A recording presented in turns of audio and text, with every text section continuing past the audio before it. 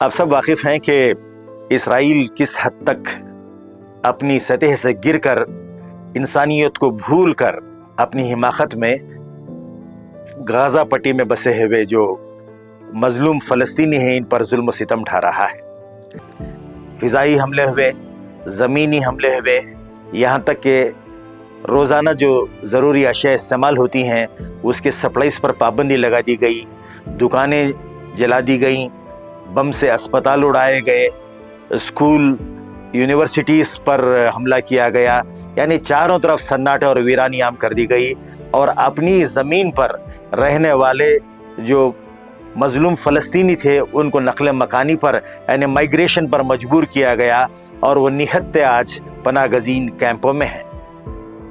اب کہ یہ صورتحال ہے کہ وہاں پر فاقہ کشی، بھوک اور قحط سی صورتحال پیدا ہو گئی ہے۔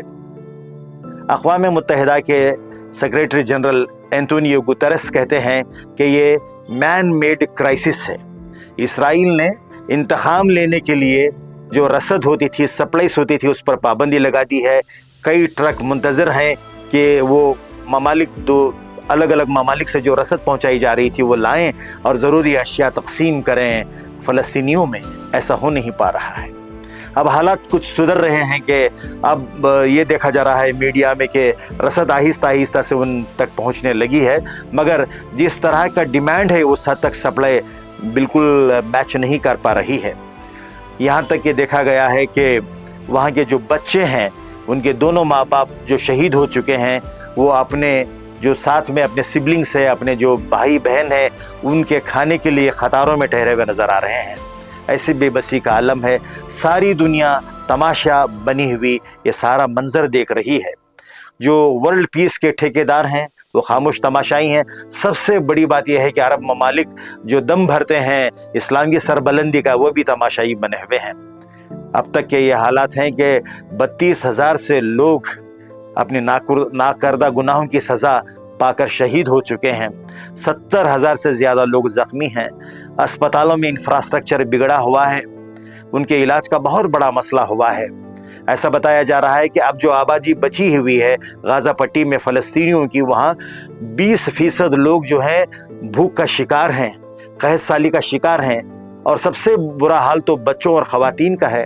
30% ایسے بچے ہیں جو مال نیوٹریشن کا، ڈی ہائیڈریشن کا شکار ہوئے ہیں، اور ان کے علاج کا بہت بڑا مسئلہ ہوا ہے۔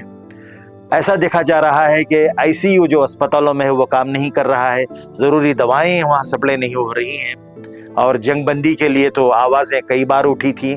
قطر اور مصر جیسے ممالک نے آپس میں سمجھوتے کے لیے کوششیں کی، ثالثی کردار نبھایا حماس اور اسرائیل کے نمائندوں کے ساتھ۔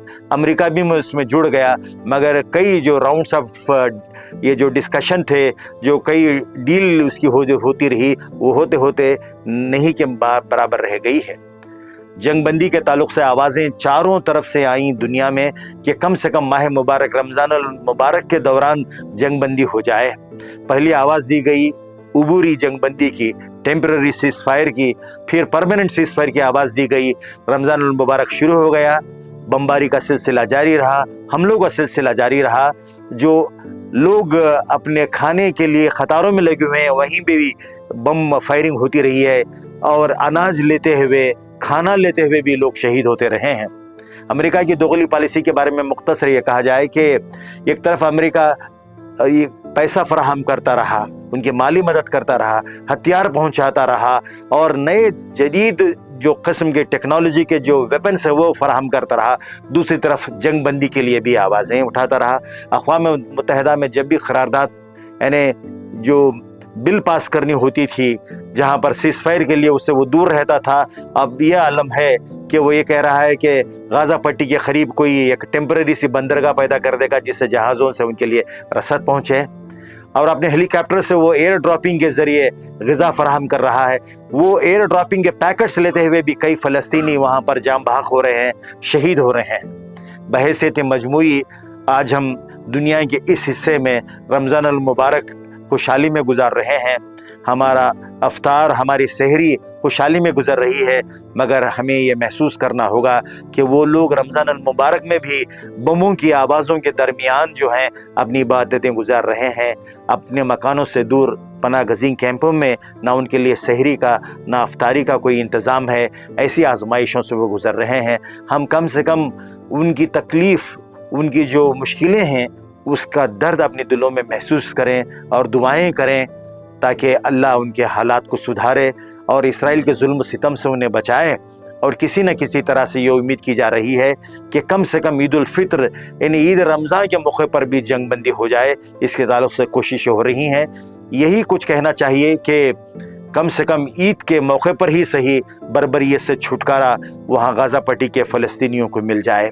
इस मौजू पर अब तक मैंने 9 अपने कालम लिखे हैं रोज़नामा सालार में अक्स रक्स के तहत। अपनी 4-5 नज़में भी मैंने कही हैं। मेरी एक नज़्म कन्नड़ में तर्जुमा होकर ये किताबी शक्ल में आई हुई है। कर्नाटक में हम देखते हैं कि ये तरक्की पसंद जो अदीब शायर हैं, उन्होंने ऑनलाइन एक कवि गोष्ठी की थी कि युद्ध विरोधी कवि गोष्ठी, यानी जंग की मुखालिफत में उन्होंने नज़में पढ़वाई थी। कई लोगों ने नज़में पढ़ी हैं, इसमें 12 मुसलमान भी रहे हैं जो कन्नड़ में उन्होंने अपनी नज़में पढ़ी हैं। मैं वही था जिसने उर्दू में अपनी नज़्म फ़लस्तीनों पर जो बर्बरियत हो रही है उसके हवाले से पढ़ी थी। अब वो भी तर्जुमा होकर किताबी शक्ल में आई है। हर अमन का तरफदार, अमन का पसंद करने वाला, उनके दिलों में यह आरज़ू है कि इसराइल की बर्बरियत से फ़लस्तीन को छुटकारा मिल जाए। और आज हम देखते हैं कि अक़वाम मुत्तहिदा भी आज बेबस हो गया है। वो आवाज़ दे रहा है कि वो ममालिक जो कुछ कर सकते हैं वो आगे आएँ, कोशिशें करें। इस ज़िमन में हमें चंद ममालिक आगे बढ़े हैं और ये समझा जाना चाहिए कि दुनिया चूँकि उम्मीद पर ही बाकी है कि कम से कम ईद के मौके पर ही सही जंग बंदी हो जाए और वहाँ जो क़यामत ख़ेज़ हालात हैं उससे फ़लस्तीनियों को छुटकारा मिल जाए।